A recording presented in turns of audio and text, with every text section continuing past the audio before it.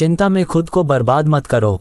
ये बात उन दिनों की है जब बुद्ध मरवन में अपना समय व्यतीत कर रहे थे। इस समय तक बुद्धि की प्रसिद्धि दूर दूर तक फैल चुकी थी। बहुत दूर दूर से लोग अपनी चिंताओं और परेशानियों का समाधान खोजने बुद्ध के पास आते थे। ऐसे ही एक दिन जब बुद्ध मरवन में अपने शिष्यों को प्रवचन दे रहे थे तो एक अधेड़ उम्र का व्यक्ति अपने 20 या 21 वर्ष के पुत्र को अपने साथ लिए बुद्धि की तरफ चला आ रहा था। जब ये प्रवचन स्थल के पास पहुंच गए तो बुद्ध ने एक नज़र उन पर डाली और इशारे से बैठने के लिए कहा। जब प्रवचन समाप्त हो गया और सभी लोग वहां से चले गए तो बुद्ध ने उस व्यक्ति को अपने पास बुलाया और बैठने के लिए कहा। वहां चारों तरफ हरियाली छाई हुई थी, मौसम बहुत सुहाना था और तरह तरह के पक्षियों की आवाजें गूंज रही थी। ऐसा नज़ारा देखकर उस व्यक्ति को अंदर से असीम शांति महसूस हो रही थी। इसके बाद बुद्ध ने उस व्यक्ति से आने का कारण पूछा तो इस पर व्यक्ति ने कहा, मैं 2 दिन की लंबी यात्रा करके अपने पुत्र को आपसे मिलवाने लाया हूँ। ये मेरा इकलौता पुत्र है और ये हर समय थका थका रहता है। ऐसा लगता है जैसे इसके अंदर कोई जान ही नहीं है, कोई प्राणी नहीं है। इसका स्वभाव भी काफ़ी चिड़चिड़ा हो गया है। अगर हम इससे कुछ भी कहते हैं तो ये हमारी छोटी छोटी बातों पर गुस्सा हो जाता है। इसके देखने की क्षमता भी उम्र से पहले ही कमज़ोर हो गई है और इसके बाल भी सफ़ेद पड़ने लगे हैं। इतनी कम उम्र में इतनी बड़ी उम्र का लगना, मुझे तो कुछ समझ नहीं आ रहा। इसके साथ हो क्या रहा है? मैं अपने पुत्र के स्वास्थ्य को लेकर बहुत चिंतित हूँ। जब मैं अपने पुत्र को वैद्य जी के पास लेकर गया तो उन्होंने कुछ औषधि दी और कहा, अपने पुत्र को तनाव कम लेने के लिए कहो। वो अपने दिमाग में बहुत अधिक तनाव लेता है, इसलिए उसकी ऐसी हालत हो गई है। लेकिन मुझे उनके बहुत समझाने के बाद भी तनाव का मतलब समझ नहीं आया। मुझे नहीं पता कि तनाव होता क्या है, ये किन कारणों से आता है और उसे कैसे अपने पुत्र के दिमाग से निकालूं। लेकिन मुझे सबसे पहले तो ये समझना है कि तनाव होता क्या है। इसीलिए मैं आपके पास आया हूँ। कृपया आप मेरी समस्या का समाधान कीजिए। ये सुन बुद्ध उसके पुत्र को बड़े ध्यान से देखते हैं। उसके चेहरे को देखते हैं, उसकी आंखों को देखते हैं और फिर उसके हाथों की नब्ज को भी देखते हैं। ये सारी विधि करने के पश्चात बुद्ध उस व्यक्ति से कहते हैं, तनाव लेना तो कोई नहीं चाहता, लेकिन फिर भी ये तनाव लोगों के दिमाग को दीमक की तरह पकड़ लेता है और व्यक्ति जान भी नहीं पाता कि वह तनाव में जी रहा है। लेकिन अगर व्यक्ति तनाव के कारणों को अच्छे से समझ लेता है और तनाव के बारे में कोई ऐसा पैमाना बना लेता है जिससे वह जान सके कि वह कितने तनाव में है, तो वह इस समस्या का समाधान भी खोज सकता है। सबसे पहले तो तुम ये समझो कि तनाव होता क्या है।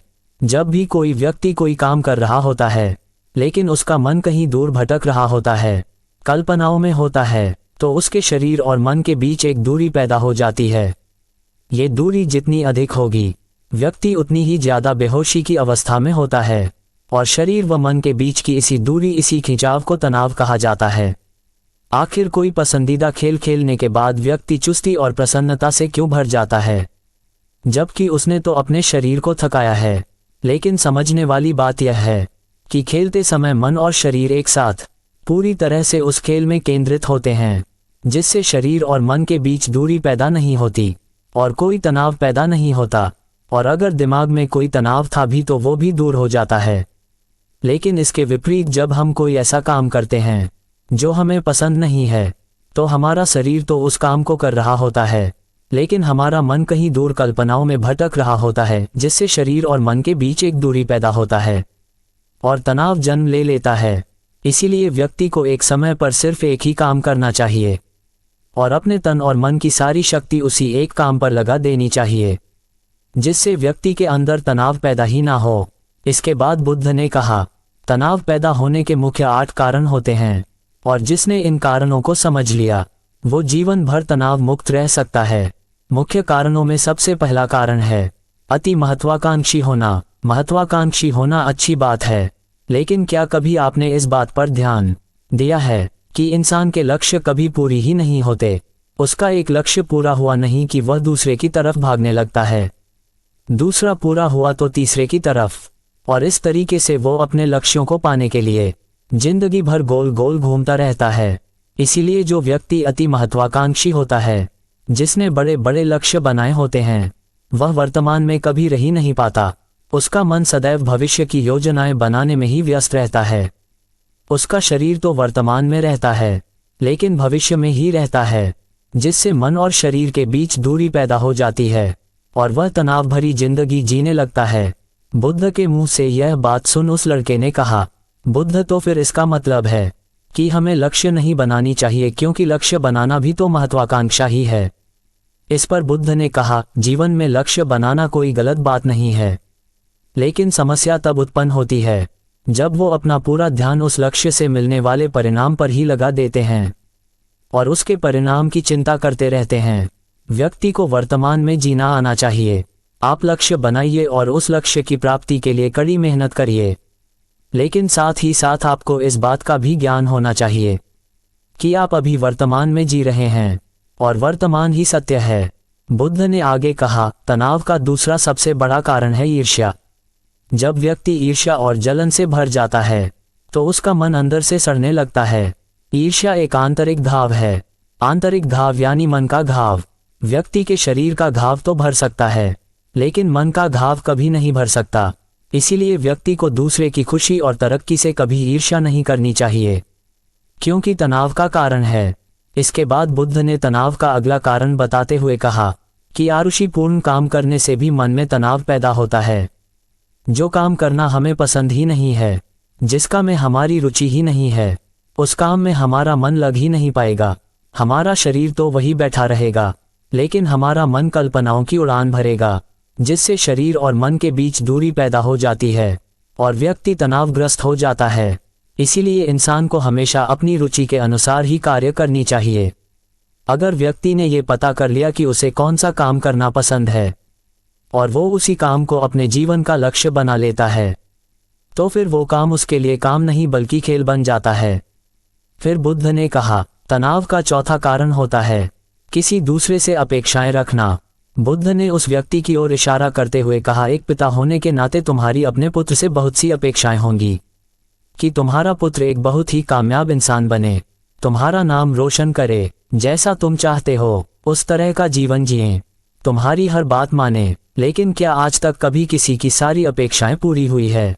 जब भी कोई व्यक्ति किसी दूसरे से कोई अपेक्षा रखने लगता है तो वो अनजाने में अपने लिए तनाव पैदा करने लगता है। जरा सोचो कि अगर तुम्हारा बेटा तुम्हारे अनुसार काम नहीं कर रहा और वो नहीं बन पा रहा जो तुम उसे बनाना चाहते हो, तो निश्चित रूप से तुम्हारे दिमाग को तनाव पकड़ लेगा। तुम तनाव से भरा जीवन जीना शुरू कर दोगे और इस तनाव के बस में आकर तुम ऐसा व्यवहार करोगे, ऐसी बातें करोगे कि तुम्हारा अपने पुत्र के साथ संबंध और भी खराब होता चला जाएगा। इसीलिए व्यक्ति को जितना हो सके उतनी कम अपेक्षाएं दूसरों से रखनी चाहिए, और अगर पूरी तरह से तनाव मुक्त रहना है तो दूसरों से अपेक्षा रखना ही बंद कर दो। इसके बाद बुद्ध ने कहा कि शारीरिक कष्ट भी इंसान के तनाव का एक कारण होता है। जब व्यक्ति किसी शारीरिक पीड़ा से गुजर रहा होता है तो उसका पूरा ध्यान बस अपने उस शारीरिक दर्द पर होता है और वो पूरे दिन बस उसी के बारे में सोचता रहता है, जिससे उसका मन दुख के विचारों से भर जाता है और ऐसी स्थिति में व्यक्ति तनावग्रस्त रहने लगता है। ये सुन उस व्यक्ति ने कहा कि हे बुद्ध, शारीरिक दुख तो किसी भी व्यक्ति को हो सकता है, तो फिर क्या हुआ? व्यक्ति जीवन भर तनाव में ही जिएगा। इसका जवाब देते हुए बुद्ध ने कहा कि इंसान को ये बात समझनी चाहिए कि हमारा जीवन दुखों का आधार है। जैसे जैसे हमारा जीवन आगे बढ़ता है, इसमें दुख आते हैं, बीमारियां आती है और फिर अंत में मृत्यु भी आती है। तो बीमारियां इंसान के जीवन का अभिन्न अंग है, कोई इनसे बच नहीं सकता।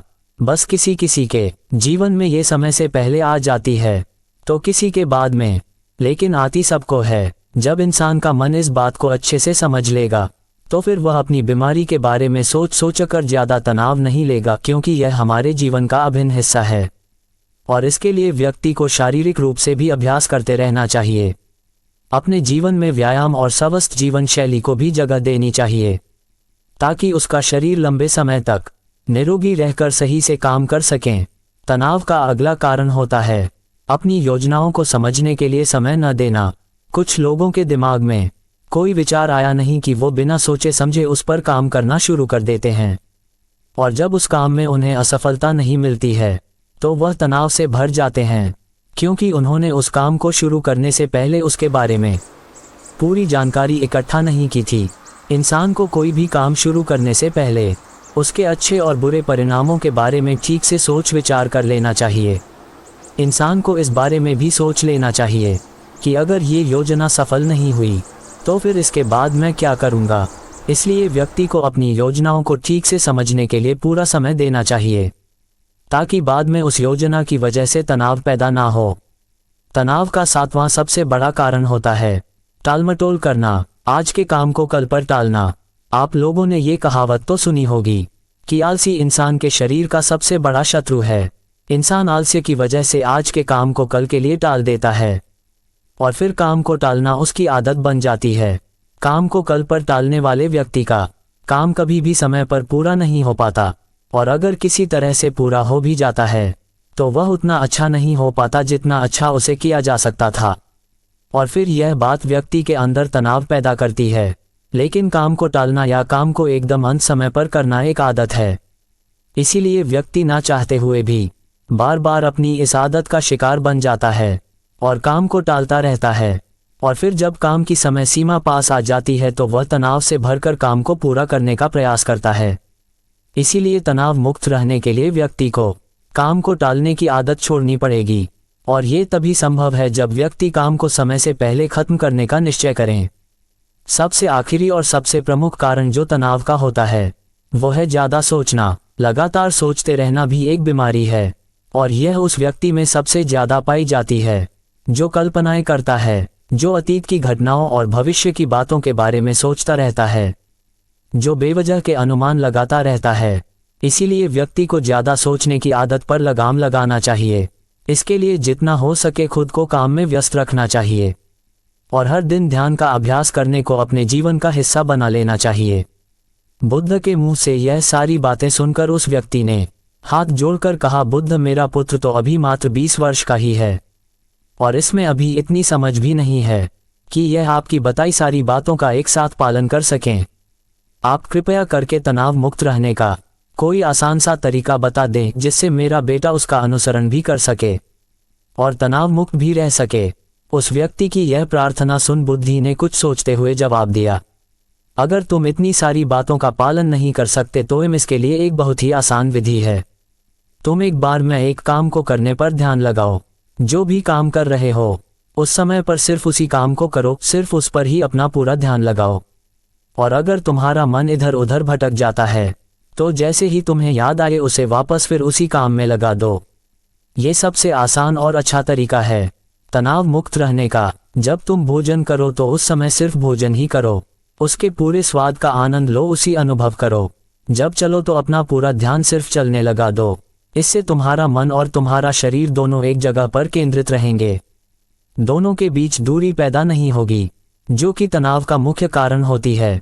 दोस्तों, आज की युवा पीढ़ी एक ही समय पर 2-2-3 काम करने के आदी हो चुकी है, जैसे फोन पर बात करते हुए गाड़ी चलाना, खाना खाते हुए टीवी देखना या फोन चलाना। और फिर इनकी शिकायत रहती है कि मैं तनाव में जी रहा हूँ, मेरा मन शांत रहता है, मैं चिड़चिड़ा सा हो गया हूँ। जब कोई व्यक्ति एक ही समय पर 3-3 काम करेगा तो तनाव पैदा होना तो स्वाभाविक है, क्योंकि दिमाग तो एक समय पर पूरा ध्यान लगाकर सिर्फ एक ही काम कर सकता है। पूर्ण रूप से एक ही समय पर 2 कामों पर ध्यान कभी नहीं लग सकता।